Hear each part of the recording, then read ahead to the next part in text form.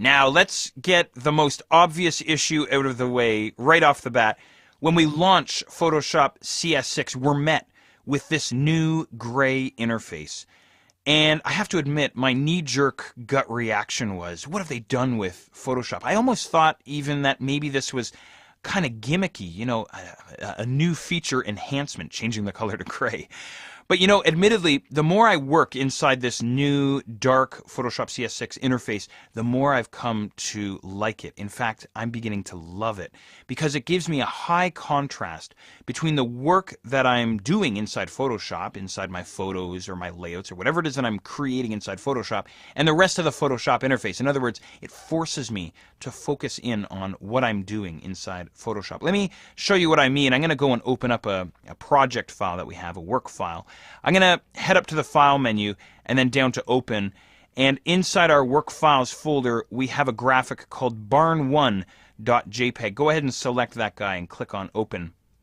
And we'll get an image open in here. Notice this high contrast between what we're working on and the rest of this interface. This is what I'm referring to.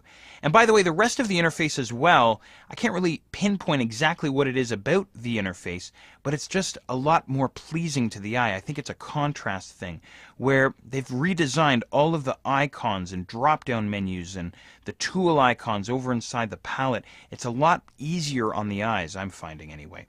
Now, as far as this darkened interface is concerned, we can do some customization to it.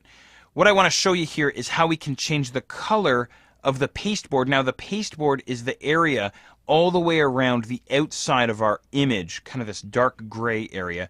What we can do is we can actually change the color of this pasteboard. So I'm going to right-click on this guy, and notice we have some options here: black, dark gray, medium gray, light gray. So we can go ahead and choose a different shade of gray, or perhaps even solid black. Now, I think that black is a little too stark for me, but maybe that's right up your alley. I have no idea. Or we could go light gray if we wanted to.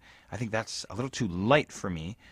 Or what we could do is we could go select custom color, and when we do so, we're met with Photoshop's color picker window, a dialog box that will spend lots of time inside, and I'll be sure to give you a nice tour of this dialog box as well. But for now, what we could do is we could go and choose maybe, a specific shade of gray over towards the left-hand side, or maybe into the blues that we have here, and then click on OK, and then that color is going to get set for the pasteboard.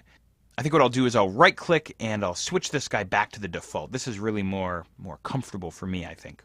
Here's something else we can do.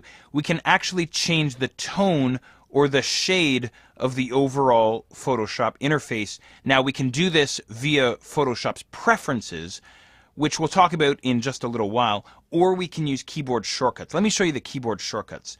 What I can do is I can hold down the Shift key on my keyboard and I can hit F1, and that changes the Photoshop interface. It steps it one shade darker, if you will, something like this. Or what I could do is I could hit Shift F2 to step forward a little bit lighter, or Shift F2 once again to go a little bit lighter, or one more time Shift F2 to make them even lighter. This is as light as we can go here. So Shift F1 and Shift F2 allow me to change the overall tone of the Photoshop interface. Maybe you don't like this new darkened interface.